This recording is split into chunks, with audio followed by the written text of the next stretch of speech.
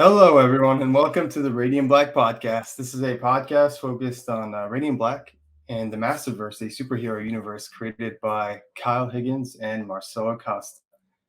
Today, we've got two incredible guests. We've got the return of Melissa Flores, co-creator and writer of The Dead Lucky and co-writer of Radiant Pink.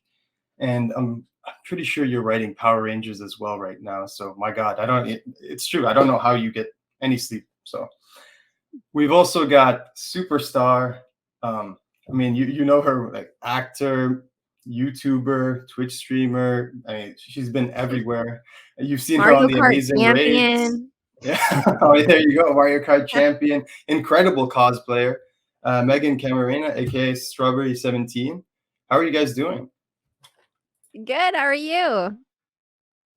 Pretty good. Honestly, I'm really excited, of course, to have both of you here because it's one thing when you get, the co-creator, writer, Dead Lucky, and both writers, the Pinkies team here. So I'm super excited. We've wanted to talk Radiant Pink with both of you for so long, and I've been loving it so much. And I got to say, it's perfect timing that we got you both here now because we can talk Kitty Kitty as well. Oh, yeah. So, yeah. Nice. Meghan is actually not a cat person, believe it or not. I am not. When Kyle and I were co-creating Eva, he's like, "Oh, but she's an internet person. She has to have a cat." And I'm like, "But Kyle's a cat person." And I'm like, "I hate this." But like, it's not that I hate cats. I just I'm allergic, and they're just not my thing. I love dogs though. But yeah, it's Melissa, thank goodness. She's all she's responsible for the kittiness. It must be why Kevin's so troublesome because you can kind of sense it through the subtext, the metaverse. Kevin knows, but that's interesting. So I'm guessing Kitty Kitty, was that Melissa? Was that more you that brought in Kitty Kitty into the lexicon? I have no idea why. I'm going to be super honest. I just was suddenly obsessed. No, I know why. I know why. Because I initially wanted to be as crazy as possible, and I wanted to bring Kevin along. I think. Oh, that's right. You're right. I wanted a great idea. Come on the thing, to come on the adventure, and then just suddenly be talking. Oh my god! And Kyle was like, "No." That's I was like, why do we have so much cats? Now that you bring that up, I'm like, how did this get past me? But this was a genius idea. And then I was like, well, I'm gonna have my damn cat some way. And so I when we had the crazy adventure, I'm like, it's just a big freaking cat. There's a talking cat, and I got my talking cat. It just wasn't Kevin. Amazing. Of the Galactic Empire, Kitty Kitty, not the planet Catnip the fourth, of course. Listen, Melissa works really hard. It's important for her to get what she wants. And we love it. We loved it. We loved it. Our review's coming out soon, and we're just praising it. That's all Melissa. So I wanted to ask you guys, one thing that's clear is that you guys obviously work well together, but it seems like you guys have an amazing friendship. So how did the two of you meet? She was my employee. I'm kidding. I didn't work for you. You did. You worked for me a little. No, Meghan and I met on a show called Power Rangers Hyperforce, which is a show that I helped develop for Saban Brands about it's been like 5 years now. Jeez. And we needed a Pink Ranger, and our friend Yoshi, who wasn't able to be on the original cast at the time, later showed up as a 6th Ranger. He knew Meghan and brought her in. He's like, she'll be perfect. And I was like, I don't know. And then Yoshi told me, like, it's your time to be the Yellow Ranger. I'm like, perfect, because I hate pink. So I think we both definitely, I sat down. I was like, what does the yellow suit look like? And then they're like, you're going to be pink. I'm like, what? And then we met at a play test, and she was really quiet, and I was like, she's really quiet. I don't know. I'm kidding. No, she was great, but she was quiet. Really quiet. But I'm the kind of person that has to take things in. It's my first time doing RPG, and I just wanted to kind of get the vibe and the feel for everything, so I can perform, believe me. But it was a lot to take in, so I'm like, I just kind of want to get the vibe. Yeah, so she got the vibe, and then we did a TwitchCon panel on the main stage, and Meghan and I met there officially, beyond that one time. And I discovered that she didn't drive at the time and she was going to Uber home from Anaheim. And I was like, "You're absolutely nuts. Where do you live?" She's like, "Downtown." I'm like, "I will take you." And so we spent like 2 hours in the car driving home from Anaheim, and then by the end of it, like, she invited me to karaoke, like, 2 weeks later, and we were The just rest is yeah. history because, like, we do hardcore karaoke sessions with Christina, and before the pandemic, we were going at least maybe once or twice a month. Yeah. We do KBBQ, and then we'd go sing our hearts out until, like, 3 AM. It became, like, a regular thing, and our group kept changing. Kyle came one time, but, Melissa's and our friendship definitely developed over time, and when she was exiting Hasbro, I was like, "Yo, I think I have this really dope opportunity. Like, my friends and I want to create this world. I think there's no other way we do this, without like you have to come on board. You did such a great job with Hyperforce, and I think you're the perfect person for it." And the And Unleash. Megan became my boss. Then and then we're co-creators in this one. Now we're more But like sisters, but yeah, we did yeah, this. we are like sisters, like, to no end. Yeah, like, Definitely, like it's been a hardcore 5 years, like, we've gone through a lot together, and, like, I think, honestly, I see Megan more than I see, like, my own family at sometimes. So, like, I drive by her house and I'm like, "Do you have any snacks?" I literally have snacks at my house just for Megan because I know she Yes. come and ask for snacks, and then she complains about the kind of snacks I have, so I buy different 'Cause snacks. you have so much chocolate, Melissa. I like chocolate. I was like, "Do you have It's anything that's okay. sour?" And she brought me a candy cane. It was really good. I It had was a candy cane and, like, 3 gummy worms. Anyways, we do work really well together. Melissa and I just kind of get each other, and I think going through the fire with the Unleashed, and Hyperforce, we've definitely found, like, a really unique dynamic between the 2 of us when it comes to creating Pink.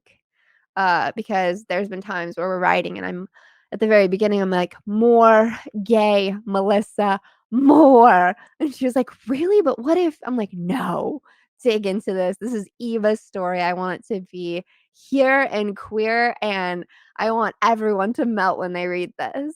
So that has been really fun pushing the boundaries of that. As we're coming to a close, we just wrapped up 5 and ooh, Melissa, those pages. Yeah, they're good. Perfection. They're good. I mean, I gotta say, it does seem like the both of you are having a lot of fun, and it really shows because we, even as the readers, we're having a lot of fun reading it, and it's been such a delight. One thing I want to praise, I mean, I feel like thematically appropriate. All the covers are homages to video games, and we know you both love video games. So tell us a little about that. You guys game together? I know you mentioned earlier you're a Mario Kart champion, so there's got to be something there. Is there some competition? That is the craziest thing about us is that I don't think we've ever played a video game together, We don't Melissa. have the same taste in video games. We don't, and there's nothing wrong with that, right? Because, Well, like, we played that, this Coral Island, what is it called? Coral something. I liked that when I played it, but I didn't play it with you. you didn't play it with me. That one's fun. I know. I was like, "Melissa, you can romance people." She's like, "Let me try this one." I'm in. And then it was so difficult. I'm like, "I'm out. I'm out." Yeah, it honestly, it got a little bit. It's in beta too, so they're still fixing it, but we have very diverse, video game tastes. I grew up as a Nintendo kid, but the video games I'm most proficient in are racing and fighting, which you wouldn't think when you watch my content, because the games I enjoy playing are sandbox, like Minecraft or indie, so, point and click or, Life is Strange, something that's really story driven, and Melissa plays all the hardcore games. I'm like Didn't a she go through hardcore Elden player. Ring? Yeah, I didn't Yeah. actually, that's the one I have it here ready to play, but I haven't had time to play it. But yeah, like I'm a Mass Effect girl, I'm a Call of Mm. Duty girl, I'm like a Assassin's Creed, like pretty much any hardcore RPG, just give it to me and I will play the hell out of it. Um, I wish we played got into World of Warcraft together because I just feel we like tried I tried for a hot minute and then I was leveling up and then you guys moved on to something else and I just gave up. that Okay, we're gonna fix that.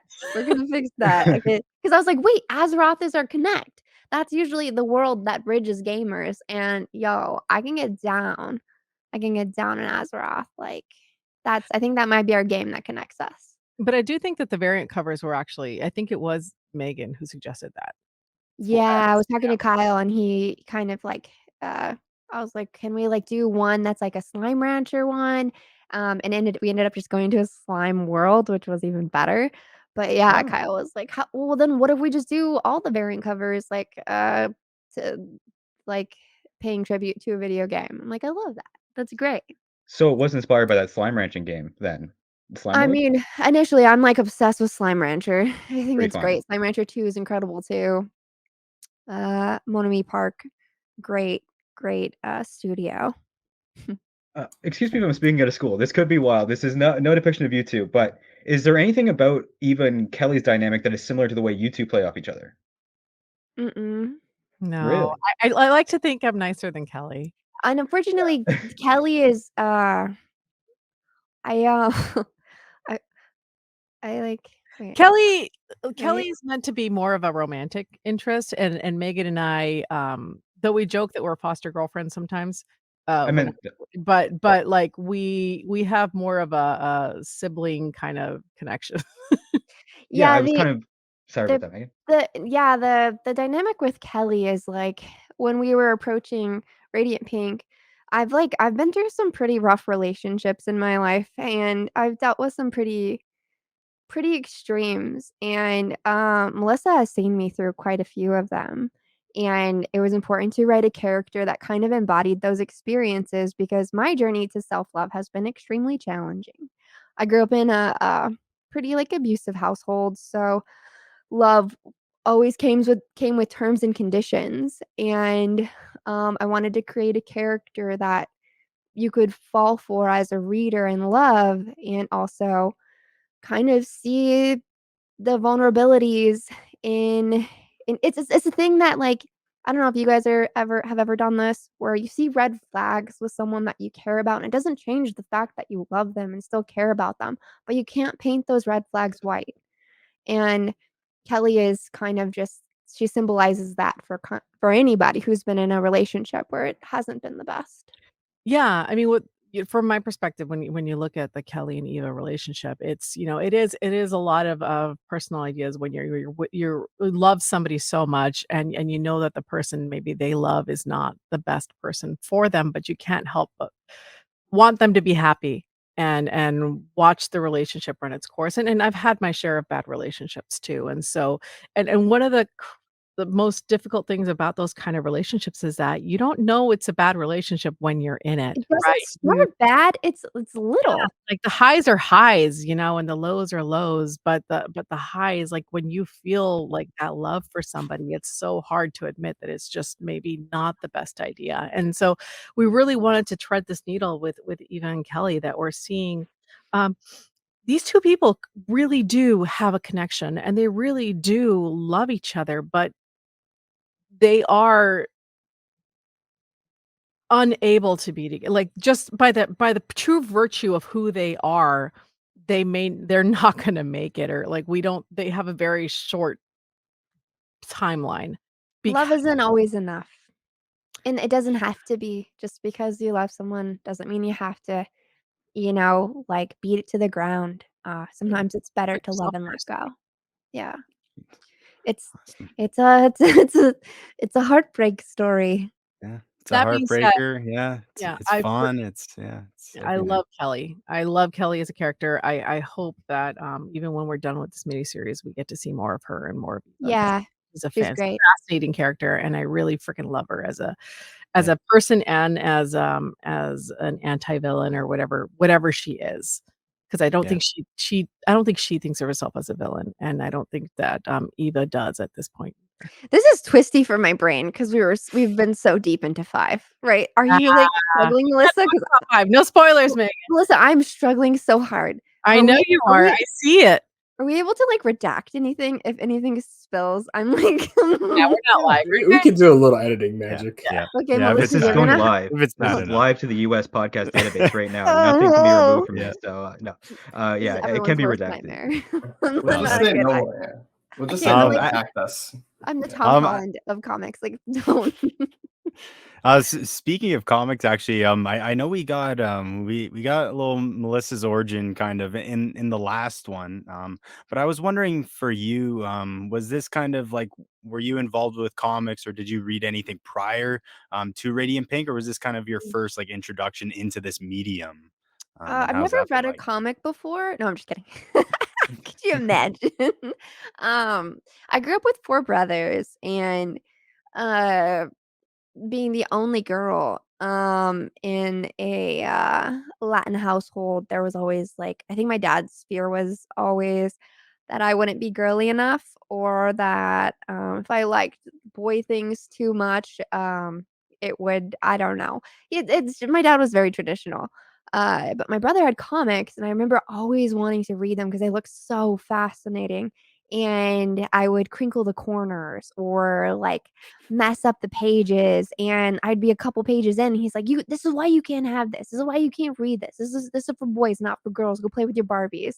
And I was like, "Huh, well, whatever. I don't want to read this stupid comic anyway." And I think that's it's like a weird, nasty stain that stayed on my in like my memory for a bit until I had met Yoshi. And Yoshi and I cosplay a lot together, and he was like, "Hey, I want to do a Spider-Verse cosplay group." And this was before the animation. This was Dan Slott's run of Amazing Spider-Man, when all these incredible spider characters were coming out of Dan, Dan Slott's pages. And he was like, "I think you'd be a great Gwen."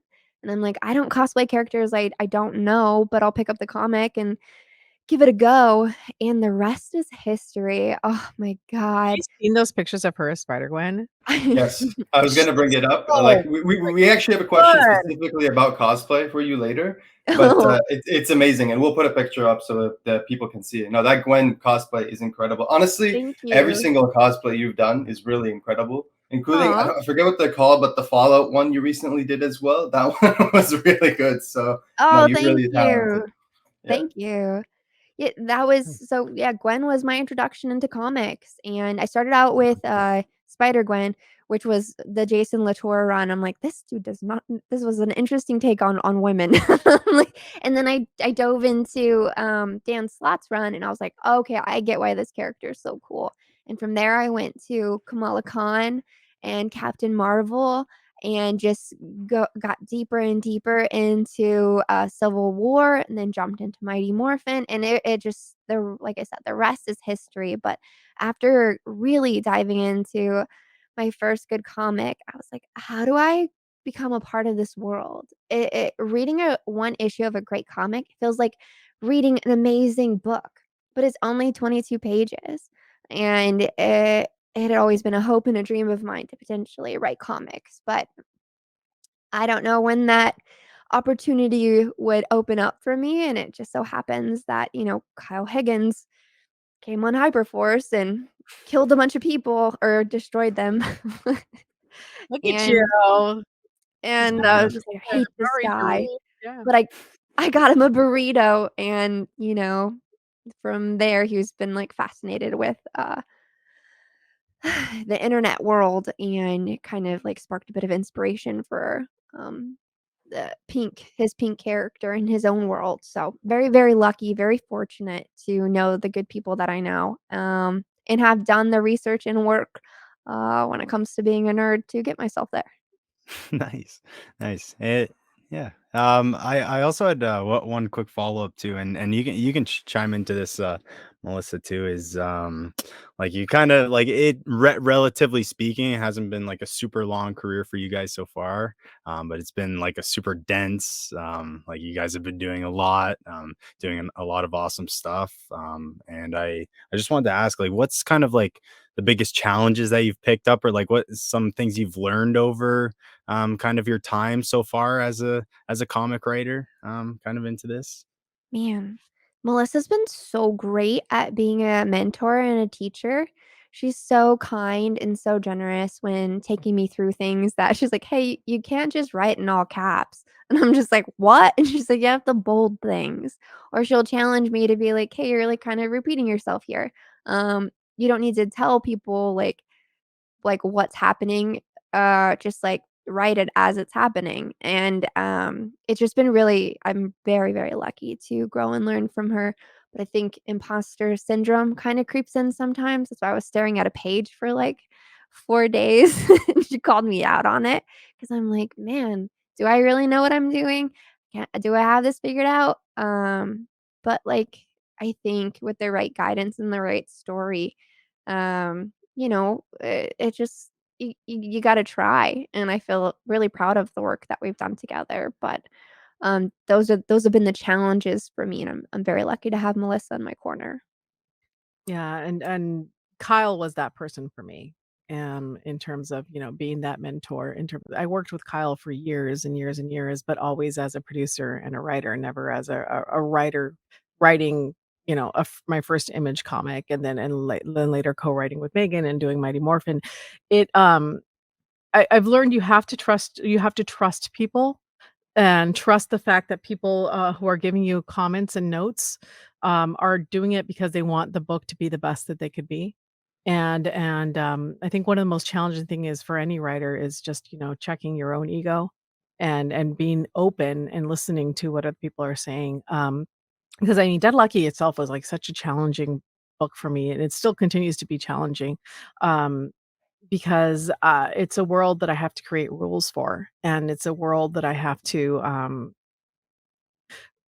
create the curve and the journey, and like, that's really hard for me. I come from the licensing world.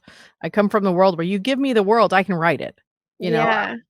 Like Power Rangers, I know what the world is. I know what the rules are. I can play in that sandbox all day. I can do the same for Radiant Black and Radiant Pink, right? I know the rules. They gave them to me, so it's just a matter of playing in that sandbox with Megan and just having a lot of fun and seeing what we can get away with. But if it's creating my own world, then that imposter syndrome really starts to sneak in. And that's when I really have to rely on people like Michael and Kyle and even Megan. Like Megan's been my soundboard um a lot, just because, we used to go to, batting cages together, and I would just, like, tell her everything that was happening, and she'd, like, respond, and I'd work off of that.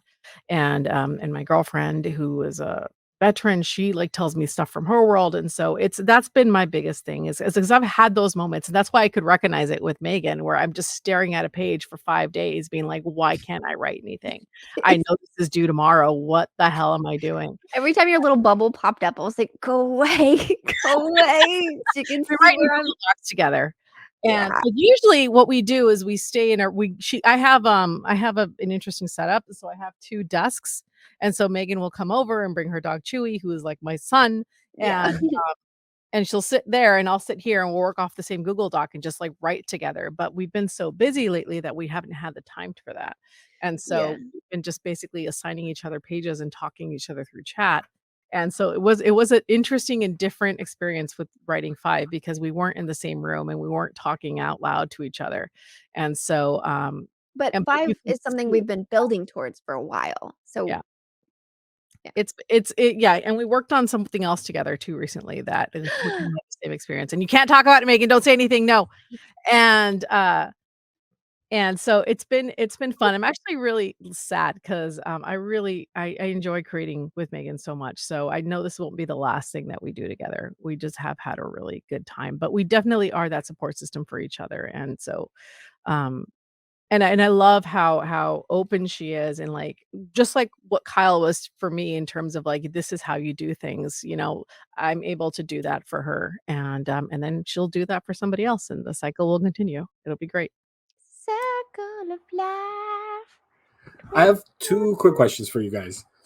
First, and if you can't answer it, I totally understand. Is the thing you guys working on Massiveverse related?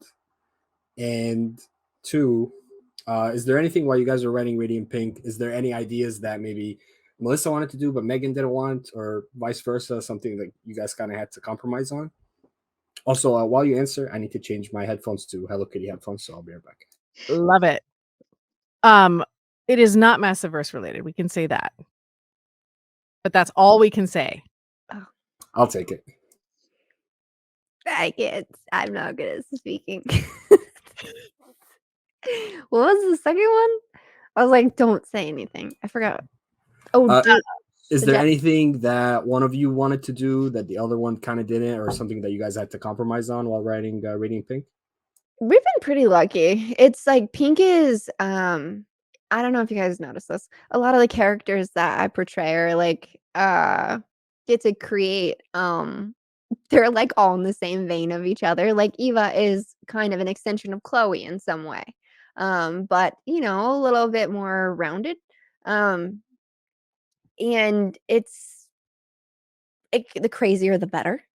So if I said something, Melissa would be like, "Okay, that, but how about and this?" And I'm like, "Yes, I love that." And it was kind of always building. I don't think there was ever anything where we both bumped on each other where we're like, "No, we can't do that." We have gone through that true gamut of friendship where like we have fought terribly and we have like yelled at each other and we have like never hated each other, but we've like been No. really just frustrated and tired. And then we've had to like put the work in to communicate to each other. But we've also gone through times when one of us is like really sick or one of us is like really down and then the other one will be there for them. And so like we really are very, very close and it's allowed us to have a really open communication with each other. And that really has translated really well to the writing experience because Yeah. then neither of us has comes from a place of defensiveness when we're talking about plot. So if she says something and I don't think it quite works, then I'll be like, "Well, I don't think it works, but how do we make it work this way?" Or like, or she'll be like, "That doesn't really sound true to Eva, but what if we do this?" And so we work it out together. And so it's actually been a really easy process, plot wise, because she brings that incredible charm and chaos that you see in Megan, and then I bring all my, years of like, here's story structure and like it She's like, works "This together. is how it makes sense though, Megan." I'm like, "But if there's a giant slime that pukes glitter and everyone has to run from it, this is great, right?" Do you remember that screenshot? I was like, "Can we do this?" And you guys were like, "No." And then it happened. It was great. Yeah, it was fun. Yeah, we're both pretty lucky that I honestly this comic Radiant Pink has been very emotional. I think we were writing issue 1 when I was going through a bit of a breakup and there was a part or issue 2 where I had to talk Melissa through like a panic attack moment. Um and I was just bawling, I was crying my eyes out. There's a lot of stuff in this run that really rings very close to home. It feels a little too meta sometimes, and it's been healing to get it out there, but it also is like uh, bringing up old wounds. But I'm very grateful to be in a vulnerable place and write from these learned experiences alongside Melissa because she's able to like hear me and get up, give me a hug, and be like, "It's okay," and then we keep writing. And I think that comes across in the pages. And if we didn't have that dynamic, I don't think Pink would be as great as it is. Yeah, I think that's one thing that you've done that's really important that doesn't get mentioned enough is in Radiant Black 12 when we're seeing like we're diving into Eva's origin and then we see more of her in Radiant Pink. I think one thing you've done is really shown like how difficult being someone who streams is, like how tolling that is on someone, showing like giving us a way to empathize with you as a human being, because you're this human being who's like like we see Eva, like she's streaming all the time, stream lasts hours, thousands and thousands of people. She has to, it's mentally, it's very tough. She has to keep this energy up all the time, keep it a show on, be a superhero, like just be there, be present for her family. And I think that's one thing that you did very effectively as as a writer in both Radiant Black 12 and in Radiant Pink. So thank you for that. And I also want to ask, like, I'm someone from the Middle East, I'm Arabic, so I see that representation is so important currently in today, and I know both of you being queer, being Latinx people, you probably grew up and you wanted to see more representation, more of yourselves in these books. So how good does it feel? How important is it now to have that representation? Because, I don't know if it's been, mentioned already, but your books are the Massiveverse books that have the queer characters, so that's where people go to. And it's been, I can't tell you how incredible the positive reception was once people saw Radiant Pink was coming out and there's going to be like a new romantic involvement and all that. Like people were really genuinely celebrating. So what does that mean to you? I think for me, very lucky that Kyle really let me explore full reins with Eva and who she was. Um, Such a great person to collaborate and create with. But when we were working on Radiant Pink as a series, Melissa and I just like from the start, any project I ever want to be a part of, I want to have people of color and queer voices represented. There's been so many stories already told with other people who have had the spotlight for way too long. And yeah, growing up, it's confusing for me because I grew up in a brown household and I am very white facing, but I really only know my Mexican side. So being biracial is always very confusing for me because I'm like I feel very I feel very brown. I look very white, and people perceive me as that, and I walk around with that privilege. But at my heart, like I want to see people of color on screen. I want to see these brown superheroes that look like my tias and tios and the people I admire and look up to. And I think telling queer love stories and them kind of just, it's not like a coming out situation, but it's just, I am, is really important. In making sure that's an authentic voice in comics is really, really important to me. And really grateful to have Melissa because she, I'll let you take it because I know we were on the same page when it comes to this. Yeah, I think for me, it's always really important, and I've seen this as a producer growing up in the studio system, and like being so many times being literally either the only woman or the only minority in a room where all these people are making decisions about characters, and it really was important to me that it's just as important to me as whoever's in, I guess, in TV terms, whoever's in front of the camera. There's also diversity behind the camera as well. But we don't get those opportunities unless the people in power give them to us, and There you that's go. why Fight for I 'em. yeah, and that's why I'm really grateful for Kyle as well, because Kyle sought that out and looked at his friends and looked at the world around him and was like, "Hey, there's more than white guys with beards." Not that I don't love white guys with beards, but, and so, gave the opportunity, for me to do Dead Lucky, and then also, like, for Radiant Pink to be a person of color and to be based off of Megan's experiences, and it's just really cool to me because we're just telling the world as we see it, Mm, we're two queer Latina women, so we wanna tell a story about a queer Latina woman, and it's not a queer story, it's just who we are and who Eva is and that relationship, and, I mean, queer people can have bad relationships too, yeah.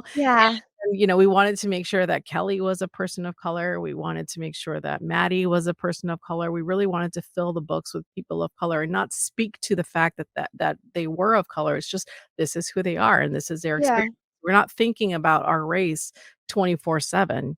I'm Mm, sure you guys know too, you're just that's just part of who you are, I'm gonna go and have a quesadilla because my mom gave me a bunch of Oaxaca cheese and I'm excited to eat.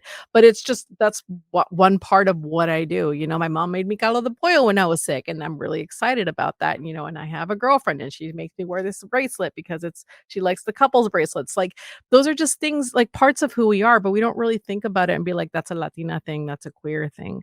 And for me, that's what's important because I think the more diversity you have when people are reading these stories, the more people realize that there's heroes in everybody, that every yeah. story matters, Yeah.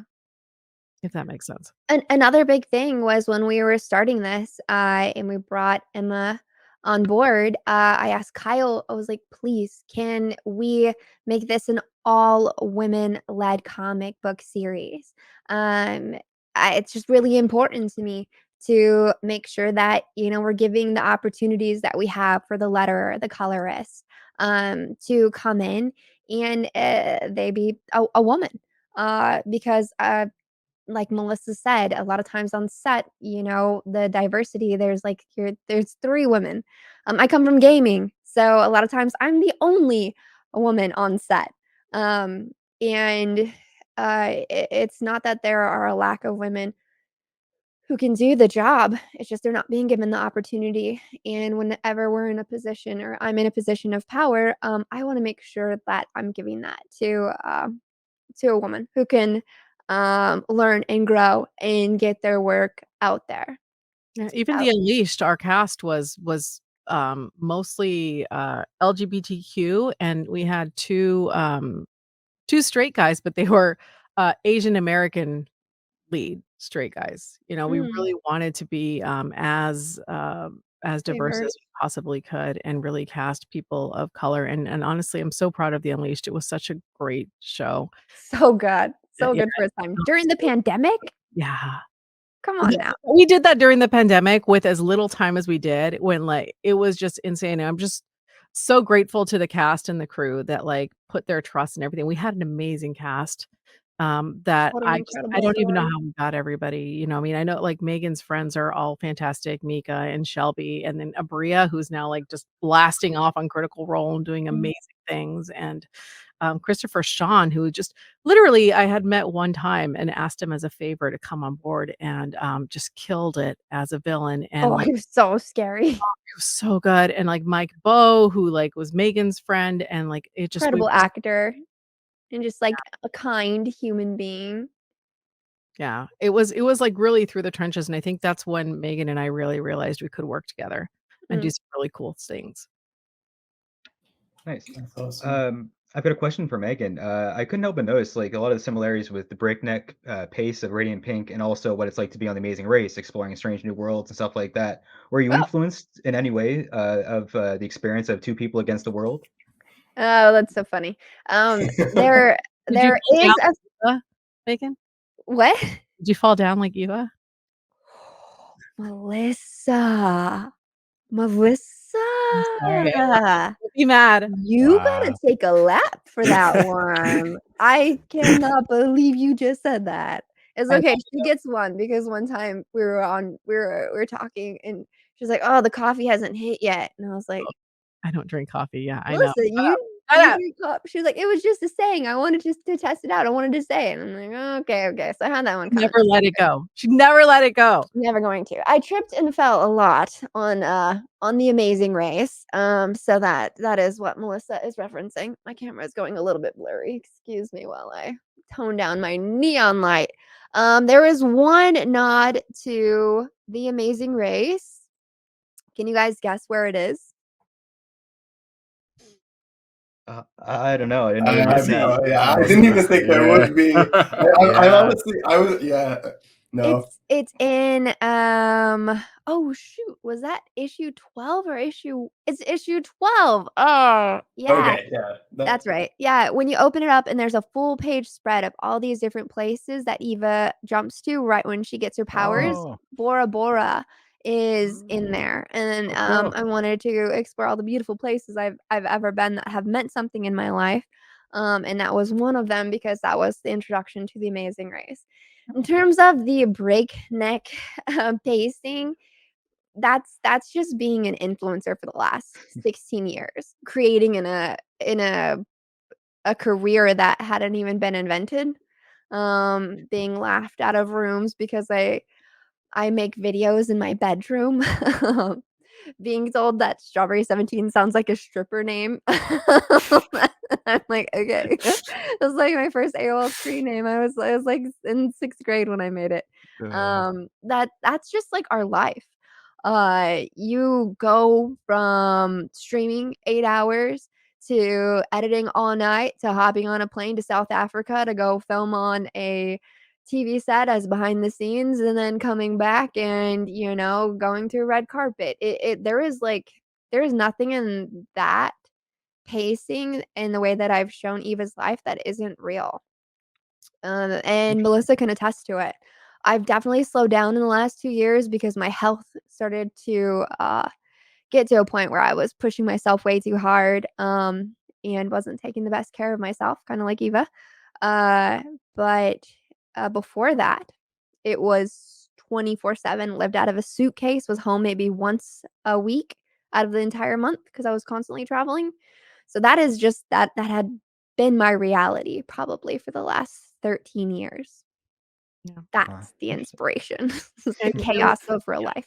And you take that and then you think about it like, how do we apply that narratively? And that's when we started thinking about like what would work in terms of like comps. And so that's when we started pitching like, okay, imagine Sliders meets Bill and Ted meets Romeo and Juliet, just so people could understand that in terms of what this story could be. And then like I think once we did that and we put that together with issue 12, which was like told that wonderful origin story, like people immediately understood what we were trying to do. Yeah. And gave us that creative freedom to just go all out crazy in a way that the other Radiant stories haven't really been able to do in terms of like we got permission to get weird, and that's what's been so much fun. Oh, that's awesome. I kind of like I was wondering actually like since issue 12, I kind of came on this podcast a little later. I started on issue 12. Nice. So I absolutely loved it. Like it was Aw. one of my favorite issues of last year actually. We just did our top 3. It was one of my favorites. But no, it was just fantastic. But I was wondering like did you know you were gonna be writing a series of your own before writing issue 12, or was this something kind of that was later on? Well, I knew that Radiant Red got a mini series, and when I was talking to Kyle about co-writing Pink, that was definitely up in the air. Initially, 12 was potentially going to be myself and Melissa, and then Kyle wanted to co-write it. And then it was kind of up in the air if I was gonna write Pink by myself or if we're gonna bring Melissa in. And I was like, man, I really hope he brings Melissa in because I'm like, I am not for sure if I'm ready to take on a whole entire like mini series on my own. And Sure. I love working with Melissa. She's so great. So that was it was in conversation, but nothing was guaranteed. But shortly after wrapping 12, it became a legit thing, and Melissa was brought on board, and I was like so relieved. Yeah, it That's was one of those things where it was always a possibility, and it was floated as a possibility. It was never really set in stone until I think until Radiant Red, and then yeah, we got the go ahead and he asked if I was interested, and I said, "Is Megan okay with it? Because I'm only do it if Megan wants me." And he's like, "Of course Megan wants you. Megan loves you." And I said, "Well, I love Megan. Let's do it." And that's how. Like, nice. Melissa, help me. That's awesome.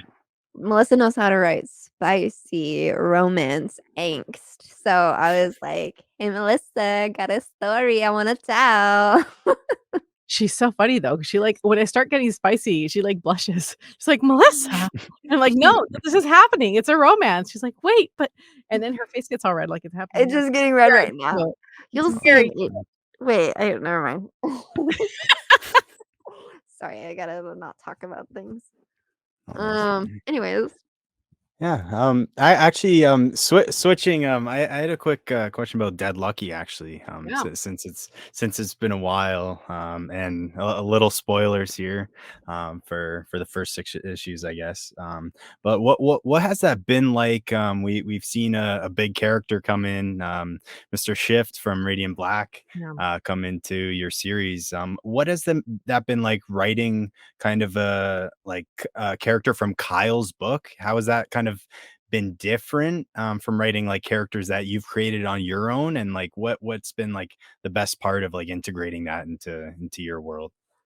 I mean, it was easy because like I said, I know like that I know my strength, and my strength is licensed characters. So if you give me a character and it's already been created, I can write the shit out of it. Sure. I'm good Did a at it. fantastic job, by the way. Yeah, Yeah. thank you. And I freaking love Shift. I've loved Shift forever. And so it actually came about in C2E2 last year. We were talking about the closing arc, and we're trying to talk about ways that we could, because we're very committed to making sure these books are all in their own way, in their own platform. But we're like, what are the ways we can also still like just have fun with the universe? It's a universe. Let's have fun with it. And he got really excited. He's like, actually, do you want Shift? I'm like, yeah, I want Shift. Let me have Shift. I need Shift. And And then as I started writing the character, I just started to really love the dynamic with him and BB, because I feel like there was a people they would get each other in a way that maybe not with anybody else that she's maybe interacted with right now, because everybody else is not a soldier or a mercenary, and Shift very much is. And he's kind of got that, like, dickish, like, cool boy attitude that a lot of army bros have, and I feel like that would resonate with her. Like, she doesn't trust him, but she gets him, and that was really fun with Shift. It was just like it felt like he just belonged in that world, and I was so lucky to have him, and even as I wrote those lines, I mean, Kyle looks at every script, like, he was down. He let me do, whatever I wanted to do with Shift, and then when it was time his time was over, he got to go and play somewhere else, and I just love that for that kind of character. He's kinda like this floating character that, like, exists in these different worlds and has his own agenda, and it just made that world that much richer, I think, to be able to bring that character in and really connect the 2 in a really fun, surprising way. We really wanted it to be a surprise that when he showed up and was the catalyst to all these crazy things, these crazy mechs that she got, and it was a different insight into BB, because like I said, she doesn't interact with other mercenaries. Everybody else is a civilian. So for her to, like, have that brief connection with Shift, I think was actually almost refreshing. Like, she didn't see him as a villain, which is different than Radiant Black, right? She saw him as an ally. Um, one that she can't fully trust and one that she knows has his own needs and ends, but she gets him. And I really love that about it. I love that you could take that character, put him in a different book, and suddenly it's a different relationship and a different goal. Wow. Yeah. That's awesome. Yeah, it's definitely cool to see Shift and how he interacts with every other character. And his interaction with Dead Lucky is definitely one of my favorites. But speaking of Dead Lucky, is there any way that BB and Eva would meet? And if they do meet, how would that be? How would they be friends? Because I feel like they're both very different Like, I think characters. in their joking wise, personalities. I'd be like, let's ship them, Megan. And then Do it. Let's do it. You are so There you go. unhinged. Tell You're the world. so I was like, you want BB to date everyone in the Massiveverse. do. You do. they're You're all like, so hot. So into it. you do. No, Man. I don't know. I honestly think that Eva would drive her a little bit crazy. I don't think they would be. I don't, yeah, I think just there's too much discipline in BB and too much chaos in Eva for them to really, Extreme chaos. I think eventually they would appreciate each other, but it would They take a would be minute. frenemies, you know? I think they would like almost hate each other and end up being like, hey, I think we actually are pretty good friends. Like it doesn't seem like it would work, Once but they it does. realize they have each other's back, I think they'd be like super down. But like in Yeah. terms of like beyond that, I think that it'd take a minute for both of them. Oh yeah, they're too different. If BB was to be truly into anybody that was not in this universe, it would be Satomi. Like she'd Yeah, all about Satomi. totally. Really? Okay. Yeah. Twitter's gonna pop off after hearing that for sure. I have a question. So is Eva a Palpatine or a Skywalker? We haven't gotten her. No, I'm not gonna ask that. So the new design we got for Dead Lucky in the later issues, is that sticking around for a while, or is that like a one-time thing? No, that's sticking around. Like that's an upgrade. She uses it when she needs it. Hell yeah. It's gonna be fun. She's not the only character that might get an upgrade. Just saying. Oh, okay. I have many questions, but my first thing is for Megan. I'm going. You know the movie Inception. I'm going to try to implant an idea into your head now. So yeah, you're an amazing cosplayer, and obviously we've seen you do some great cosplays. What are the chances that you'll do a Radiant Pink cosplay one day? I've already Whoa. actually I've already talked to someone about commissioning an Eva suit. It is, who knows, maybe if we get a second run, I'll debut the announcement in that, but we'll see. That's up to Image and Kyle. Love it. Love it. We have an overlord, and he's got a beautiful copper beard. My Dead Lucky question is Okay, big spoiler. So I'm gonna go ahead and say we're spoiling the hell out of Dead Lucky because we just finished arc 1. It's been like a month. They can I handle was it. about to say, Fine. shame on them. You need to catch up. Such a good arc. We're gonna the trade's coming out March 22, so make sure you're picking that up. We're getting 3 copies. I'm getting 3 copies. We'll be giving away 2. It looks so good. Some It people looks can so get good. lucky. Who knows? Yeah, it looks amazing. I heard Michael say it's the best one yet. So yeah, there you go. Look at it. Look at them. You can see the gloss from Awesome. here. Yeah. Yeah, you can. Cool. That's actually crazy. Megan's got like the vibe with the Wow. background too, so it just looks like the best. You Like got it the just, look. yeah, perfect. Hold on. There we go. Oh, there you go. There Oh you my go. god. Oh no, this keeps the light. I can't wait. But yeah, everyone, make sure you pick that up. It's been so good. Can't wait for the second arc to begin. My question is something big happened. Spoiler. I said spoiler. Something big happened in issue 6. Eddie made a really heroic sacrifice. I mean, still recovering from that one personally because Heroic or dumb? We don't know, but both. bit of Both. both. A little Actually, bit of both. Yeah. A little bit. Yeah. But the thing is, we've seen that, you know, our lead BB has some very special powers. What are the chances that Eddie comes back as a ghost? I can't answer that question. You're gonna have to. I will say that is a question that she asks herself and constantly is trying to find the answer to. Okay, And that may or may not be a driving influence for Supermassive. Ooh, okay. Ooh. Thank you. Nice. That's awesome. But yes, the second arc will absolutely like answer a lot of questions about the origins of her powers and her ghosts. I'm excited to get to that so that people can actually get some answers in terms of what exactly is going on there. Oh, look at that matching headphones there. I have mine, but I don't want to connect them. Awesome. They're over there. Have you seen anyone? Has anyone posted on Twitter or anything? Have you seen anyone try to attempt one of those? One of my highlights of every issue is seeing one of your the rations recipe in the back. Of the Oh book. yeah, Sandra, right? Have you seen those are my anyone girlfriends, yeah. attempt it? You know what? Like Somebody like did on in a Twitter? review. Somebody Oh, did okay. a review that said that That's they fun. made the birria buns, the birria baos. Oh, okay. Then I would say I had never heard of them before. And then like we created that recipe and then all of a sudden they were all over TikTok. And I'm like, I don't want to take credit for it, but we thought about it. Ooh, maybe. But You know? Oh, that sounds really good, Melissa. Yeah, but no, it's been great. It's been a lot of fun doing those recipes because Sandra does them. Sandra's my girlfriend, and she is a great cook, and she's also a consultant on the book. She's a veteran, so she like consults all the time, make sure that we don't make fools of ourselves saying that we're pretending to be soldiers and then do something stupid.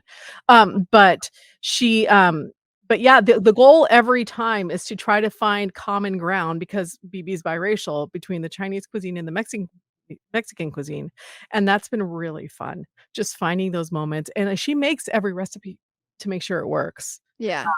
And so they are delicious. They're absolutely delicious. But I keep telling her she should be making them and like putting reels on TikTok so that people could see like what she's doing because they're so freaking good. And like the connections that she finds between the two cuisines is truly phenomenal. Like I had no like this the one she did that was like flan but like also Chinese pudding. I'm like, I never would have thought of that. That was like so good. I want it like I can't like the boba pudding thing. Oh man. Well, I wouldn't know because I never got to taste any of it. So I didn't either. She was doing it all up in Manteca. well, she should fix that. it's not one of your snacks that are ready when you go over. Not ready for yeah. Next time. She made us pizza one time. Nope. I mean, Melissa's. Okay. You guys do a lot of cute things in the books. I just want to say, Radiant Pink, you guys did something really cute where in I think it's the 3rd issue, or it's the 2nd or 3rd issue. I think it's the 3rd one where Eva's doing portals and she's like, I'm gonna stick my head in and make sure like I'm not going somewhere like messed up. And she sticks her head into a portal and she sees Apex. I just wondering, like, first of all, that's amazing. Thank you so much. We've joked on the podcast so many times about like Pink getting into some sort of situation like that. So thank you genuinely for just giving us like that little just Easter egg. And the timing was perfect too, right when IGR came out. Yeah. So whose idea was that? Was it you guys? Melissa. Yeah, we were like just joking around, like That was that at she Comic-Con, we were right? trying to figure out the powers, like whether or not she could go to different dimensions or she could just go to different places. And like I had a theory that got axed, right? Can I not say it? Am I allowed to say it? I don't even. I mean, you can't. If it's not a thing, then I guess you can. Well, it's uncertain, so maybe I shouldn't, huh? Yeah. Okay. Yeah. Okay, No, there. you can't because the reason why he axed it was because of the other thing. Remember? Oh, sorry, guys. But yeah, but there was a question about whether or not she was jumping to dimensions, she was jumping to portals, whether she was creating these worlds, you know, a bunch of different things. And so, I have a reasoning, but yeah, and so part of that, like one of the things we really wanted to do, and Michael and Kyle were super down, was like just go to Infernal Girl World's red blah, blah, blah, blah, blah. Go to Infernal Girl Red's world for like just a second, just to see it. And we also did the Unleashed too. Like yeah, there's in issue Oh. 2, you actually they jump into Pink Sea, which is Oh, yeah. Lumeria, which is Fee's homeworld in the Unleashed, where which is Kelly's my traveling. character in the Unleashed. Yeah. Yeah. I swear to God, someone noticed that. Like one of the guys here noticed that and asked, but was too like shy to actually, be caught. Be like, Well, oh, it was no, that. it In was issue 12, there is like a Mara and Fee kissing on Eva's lock screen, which is pretty cool. Oh, Yeah, that's that's a awesome. nice touch. We Yeah. actually, that's something we kind of like talked about in one of our episodes about Pink, where we were like, the worlds that she's going to seem almost tailored to her. Like we asked, is she creating Very. these worlds or not? Because there was slime, she loves slime. There's cats, she loves cats. There's There's- the pixel world. There's something there. But I don't know. Yeah. I'm not allowed to talk about it. But when I There's was Something different there. schools of thought on it, and we are not allowed to say one way or the other. But not yet, at my least. But personal there's- theory, without I mean, again, we are not the Are you personal theorying? Because then when do I get the personal you theory? can personal theory as long as you do what I do, which saying this is probably not right because it is Kyle's world and we're just writing in it. Well, then let me say my thing then. Okay, say your thing then. My But personal preface it. theory that is not right because it's Kyle's world, but what I had imagined was happening, but is not right because it's Kyle's world. But this is what I had when I done it. Was that Eva is creating these worlds that she is going to, because it is very much a page right out of her head. The pixelated world, very like Animal Crossing-ish. The slime world, which is like Slime Rancher. And even like Kelly being like, "You're sick. What's wrong with you?" But every place that Eva goes, she's like, "This is the best place ever." There's so much about her powers that we don't know or understand yet. I think there's something in there, but it's Kyle's world, and that was the way I was imagining. My personal opinion about that is I feel that makes Eva a little too OP to just be creating worlds nilly-dilly. I have a similar worldview. I believe that because her powers were so chaotic and so out of whack, she is purposely targeting planets that she may or may not be super into just because her powers are so on the fritz. So that's Yeah. why she ends up on pixel planets It's and like cat. everything everywhere all at once, where Mhm. like they jump to that universe. I think maybe there's a thought before like Yeah. evil portals, and she's like, something shiny, and then like boom, they go to a planet where it has a little bit of that. I think it does make her way too OP, but I like the idea of something in the universe connecting to that black hole power, and it is pulling her out and Yeah, bringing her there's there.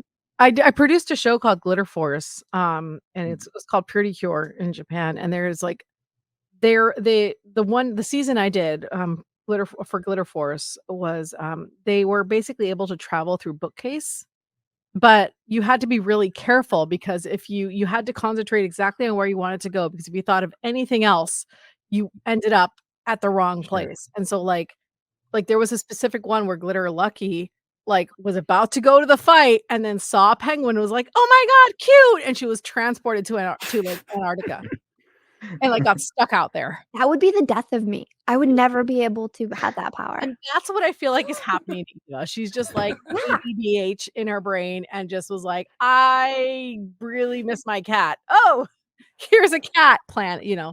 That's what I think is happening. But again, we cannot say for certain because it is not our world. We are just playing in it. Kyle is the lore master and he makes the rules. Sure. And so in that case, I'll just ask two questions that are really short. So that we've never gotten a definitive answer, but like, based on her career, based on some of the things she's done, like in 12 and Pink, we can, guess. But how old would you guys say Eva is? And then my second question is, we've seen that Radiant Black has a robot, and we didn't see until Radiant Red that Satomi had a robot. Are we gonna see that Eva has a robot in Radiant Pink, or we can't say? I think Eva is around 25, 26. That's like the age we were kind of playing with. Nothing is set in stone because it is Kyle's world. And listen, if everyone else is getting a robot, Eva better get a robot. I like fight with Kyle all the time. I was like, Radiant Black has a cape. What? Like, I literally like Melissa sometimes is like, don't Megan stop. I'm like, Kyle, what is Eva getting this XYZ? And he has to just be like, Megan, what is wrong with you? I'm like, Eva's never gonna be happy if she doesn't get this or that. So I mean, love that. she better be getting a robot. I feel like Kyle kind of conveyed that in that one issue of Radiant Black where Pink was just like, oh, you guys have this and you can do this and you can now like share your powers. He sent that to me as he was writing it and we laughed so hard. He was like, what do you think she was saying this? I'm like, you nailed it. That's exactly what Eva would say. Oh, that's perfect. I actually had a question more of to the side of people who do you have any kind of followers of yours, Megan, that have kind of got into comics through Radiant Pink that you've seen? And how has kind of that reception been like for that fan base who hasn't ever been into comics or hasn't read any? It's the most beautiful thing, right? Because my brother was my introduction to comics, and I crinkled the pages and was like cast away for 16 years of my life. I get to be that older sibling or that person that's like, hey, here's a comic, and it's so magical, and this world is so special. Like, just sit in it for a bit. And a lot of my subscribers, followers, this is their very first comic that they've ever purchased, ever owned, ever read. And I've integrated a lot of like inspiration from my Twitch chat, from the people that come in. A lot of those names that you are reading in the comics are variations of some of my like super loyal fans, which is really great because not only are they reading, a little bit of a page out of my life that's way more super and way more Eva, but it is a little bit. They'll see similarities, but they also get to see themselves in this really cool world in a way. I saw myself in there. Yeah, through Melissa. I'm like, I was subscribed for 30 months. I like it's time that I got mine. Yeah, no, that was super important. Loyal That was so subscriber. important to me. But it's a beautiful thing because now you never just read one comic. You read your first comic, and then the rest is history. Yeah. So to bridge that gap and introduce a colorful character like Eva to a brand new comic goer is kind of like one of the coolest things. It's like teaching someone D&D, or how to ride a bike, or like, hey, this is what video games are like. You just feel really grateful that they're open to it and that you could kind of color the world a little bit. So Yeah, it's super cool of you to open that portal for people to come into it. That's awesome. ooh, Exactly on you. brand. Adam. I was gonna say this is a little bit of a sillier question. Aside from Eva, who do you think in the Massiveverse is the best at video games? Probably Marshall. Probably. My Or money's on Julie. Wendell. All those bath bombs, you're probably right. Honestly, it's probably Yeah, Marshall. like what else is Marshall doing? He's great at more video of a games. cinephile, isn't he? Yeah. Huh? He's more of a That's true. cinephile. That's Yeah, true. but like they go hand in hand. I feel like Marshall is That's true. definitely. I did write a Marshall School of Business where he invents a gaming device to help See? you with side Yeah. quests. That's I awesome. feel like That's it would cool. be Marshall, There but you go. Kyle could speak more specifically. But I just feel like there's a lot of similarities. They're like Eva and Marshall are kind of like bros, and I Yeah. imagine they would get down. with some Wendell Mario Kart or something. Wendell can screen peek things that haven't happened yet. You can just see the future and tell all your moves. So you're screw playing against Wendell. So that's who you gotta watch I out would just for. play with Wendell. He You just sounds like wouldn't. such a buzzkill sometimes. It'd be no fun. That Yeah, is, he's no don't fun. play Mario Party with Wendell. It will not be fun. But speaking of party, and I think this is a good place to close it on. So, you guys, one thing that was so incredible with the launch of Radiant Pink was that you guys had a launch party, which was so cool, by the way. What was that like, and like, how did that even come to happen? It was in the works, something that we wanted to do, but freaking Melissa came in huge with the connect, and she's like, "What if we have it at Scum and Villainy? I have some friends that manage these people, and we can do a collab with them." And I was like, "You kidding me?" And I was like, "What's the max guest list?" And that was the end of my participation because then I got really busy. And then Megan was like, I got it from here. I love throwing parties. Like, Like, honestly, if I wasn't doing something else, Yeah. like, I would be an events planner. I was like, what is my max? Like, how many people can I invite? Can we have drink tickets? Can we do this? Can we get sponsors? And I just went to town. Went crazy. We had Amy Jo Johnson show up, which was incredible. We had a photographer. We had professional skateboarders. We had people in the comics industry. We had people picking up their very first comic. We had the whole Massiveverse laid out everywhere. Alice came, the band that did the Dead Lucky theme song. It was really Yeah, cool. and then my partner and I helped, she helped me create the drink list. So there was like Radiant Pink themed cocktails, and then Alvrix, I reached out to them because Eva loves coffee. What streamer doesn't have coffee running through their veins 24/7? But they were I've been supporting them since they started launching in stores, and they have like the best coffee. I was like, "Hey, can we do something with you guys? Can I throw in like a bag of your coffee or something in, or even their like mixed drinks into like a goodie bag?" And they're like, "I'll do you one better. We want to make a custom brew for you." And it was, I think, Portal's Kiss. And it's the most delicious brew of coffee. But imagine imagine someone like me. I get to write a comic, co-write it, co-create it with all these these people I love and care about so much, and I also get to throw a party. Yeah, I and mean, Kyle helped a lot too. Kyle, he had a special variant cover made.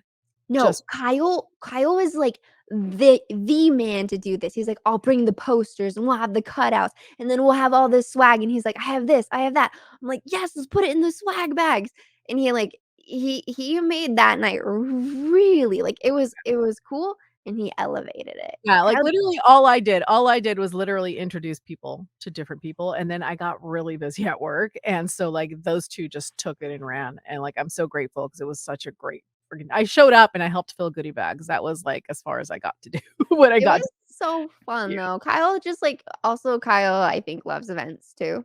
So him having the special variant and commissioning that was really cool. Him reaching out to Amy Jo to have her come out was huge. It just he knew how to make it special, and I feel really grateful that we had the opportunity to Yeah. create like an influencer type of night for our influencer Radiant. It was very meta. Yeah. But like Megan killed it. She worked so hard and like really took the reins, and like it was a really fun event where it was so much fun to have it and to be there and have it at Scum and Villainy. It was like the perfect place. It was just it all came together really well.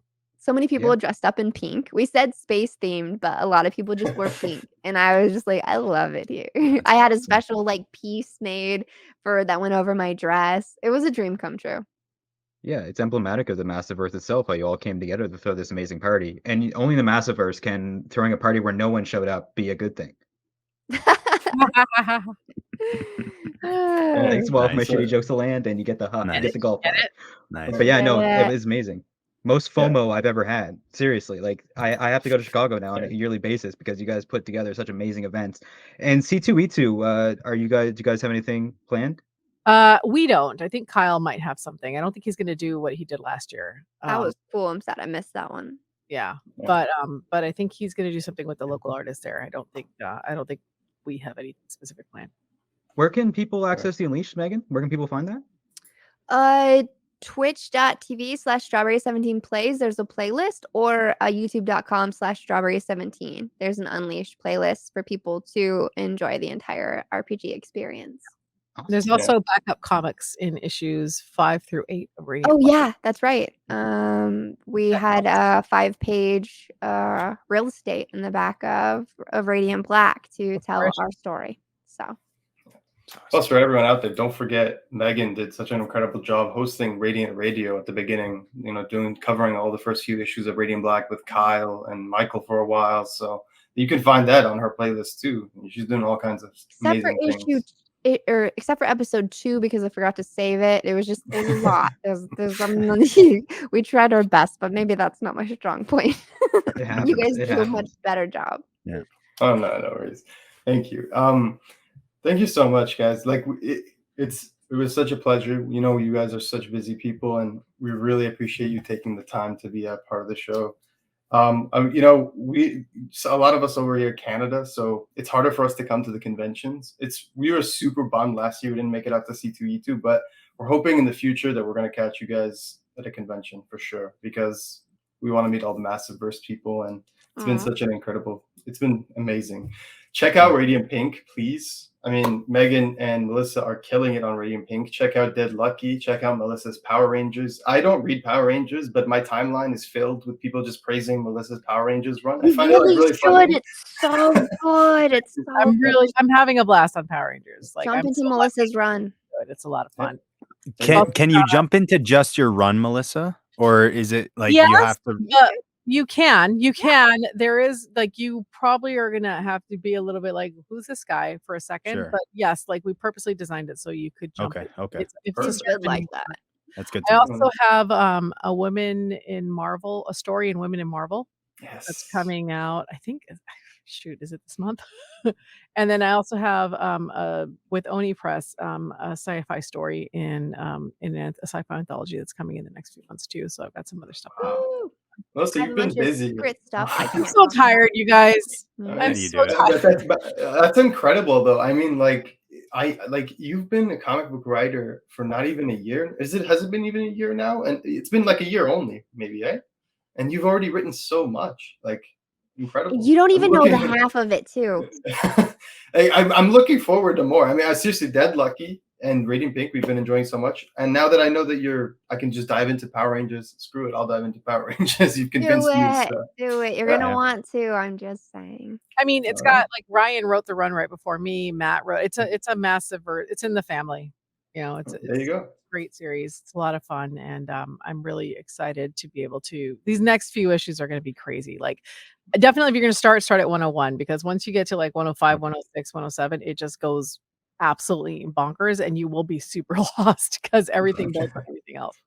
Sure. Gotcha. And make sure you're following Megan and Melissa, because, like they mentioned earlier today and before on social media, they do have a project coming up that they're working on together. That no details yet because it's too early, but I'm sure we'll see something, in coming months, hopefully. You will see something, and I'm really excited. We just can't talk about it, but like, it's something that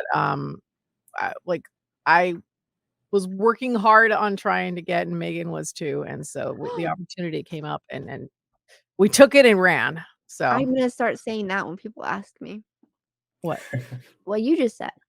Maybe I shouldn't say anything. No. Never mind. You'll like have a glint in your eye. You'll like do some sort of like nod. Like, I know I've seen her do things. You're right. Never mind. I'm sorry. You're right. I'll leave it to the professionals. All right. You got a lot more eyes on your media than mine. Like, people pick that up fast. I don't know. Never mind. I'm not gonna say anything. Well, thank you so much, ladies, for joining us today. We really appreciate it. We'll hopefully get you back on one day, because I know you're both so busy making just incredible everything, it seems. I can't wait for whatever you do next. Radiant Pink 4, obviously, we got that on our pull list, already pre-ordered. Got the Breath of the Wild homage cover. It doesn't get better than that. I mean, oh my God. And the Hades one, too. And the Hades one. Okay. So there you go. Dead Lucky, like we mentioned earlier, Volume 1, March 22. Make sure you pick up a copy. We'll be giving away 2 copies. So just thank you. Check us out. Oh, no worries. Thank you. It's been such a great run. I'm looking forward to more. And yeah, we'll see you next time, everybody. Stay radiant. Bye.